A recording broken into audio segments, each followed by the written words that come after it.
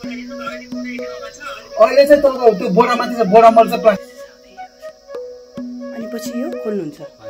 खोल्यो भने नि चाकाभित्र टन्नै हुन्छ है ए हजुरले कसरी पाल्नुभयो यसलाई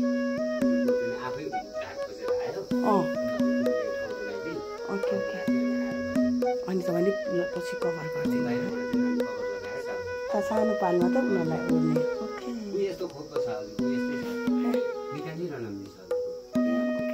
यस्तो छ त्यहाँनिर है लिएर जान्छ